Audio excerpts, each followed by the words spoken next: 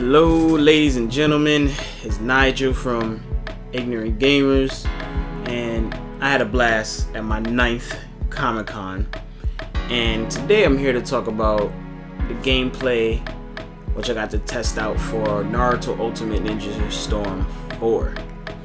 So like everybody else, I thought the first one was amazing. It changed how fighting games should be. You should have that freedom to run around. But then, you know, once you strike gold in the video game industry, you get sequel after sequel after sequel after sequel after sequel. But this game is on the current gen, PS4, Xbox One, PC. If you ever played the game, you know, once the characters started, you know, getting bigger supers, being more cheesy, more effective, the frame rate just couldn't keep up. Perfect example, Naruto Ultimate Ninja Storm 3. If you played that game on PS3 and you know if you ever played against anybody or used Madra, the frame rate would drop. Like, you could not play the game at all. It was crippling. And then when they announced the fourth one for current gen, I'm like, hey, maybe current gen is able to like have the power to play this. I downloaded the last one on PC. I think it was Revolution, if I'm correct. That was the last one before coming out, and it ran flawlessly. Only thing I hated was the game was locked at 30 frames per second and not 60.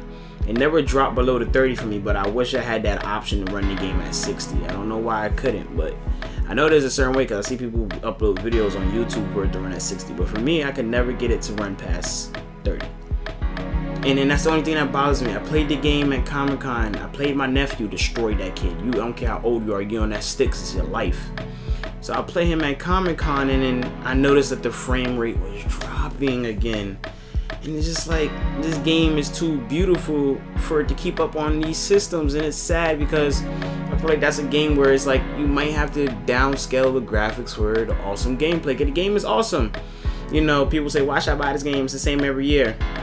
Well, you know, like how the second one introduced, you know, a certain number of logs you can use instead of having unlimited, you know, counter jutsus. I'm trying to break it down for the people who don't really know Naruto, but the ones who play the game, you know, the second one introduced logs, so you only get 4 logs per match, and you know, that's what the second one introduced. This one is like, I don't know what took them so long, but you could switch between your teams. So, you know, if you have Naruto, Sasuke, Sakura as your team, and you start with Naruto, in the middle of the match, you just flick the right stick to either the left or the right. You flick it to the right, you get Sakura. You flick it to the left, you get Sasuke. You can play as them instead of having to go back out and use that. I think that's awesome. They should have added that from the beginning. Also, your team awakens together, so you flip it out while you're in awakening mode. You have one of them. I think the story mode is definitely going to get a bump. If you've seen that gameplay footage they released way back when with the first versus Madara, and that, it looks great. It's like what a 2D cartoon looks like in 3D. The animation is flawless. Like, this game is wonderful, but I don't know if it's worth another $60 to drop. Like, Cyber Connect, like, what's good with them? Like, that frame rate is what's really bothering me. It's what's really bothering me. You know, the game was supposed to come out by now, but they delayed it till 2016 first quarter. So I hope that frame rate is the real reason why that the game got delayed. But other than that, gameplay was fun from a fan standpoint. It's fast, you know, instead of just having one match, you know, you knock somebody's health, you go on to round 2, and then you knock the other person's match, it starts up your life bar once you die and you go back at it again. So instead of just having one round and that's it, it's best 2 out of 3. So you gotta knock down your opponent's health bar to 0 twice. I think they got rid of that dumb-ish that was in, I think it's Revolutions was the last one, where you could only choose between support, awakening, or your ultimate jutsu. That's gone. Thank you. It was stupid. You had to choose, do I want to have the option to use my jutsu only, or do I want to, you can awaken and use your ultimate jutsu. I'm glad that back. I don't understand why they ever took that away. You know, they have more characters. They got some characters from the last and Boruto, the movie. At the demo that I used Tanabe, Neji, and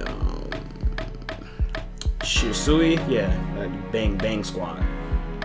But yeah, just like I don't know, like, they have to have something over the top that makes me want to go pay $60 for the same game. I'll go for the second, the third one. I never got the in-between ones, but I have the second, I have the third one.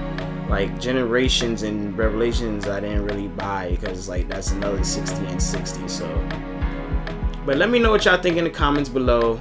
Let me know if y'all enjoyed that gameplay that's running in the background, and I'll see y'all later. I believe I can fly.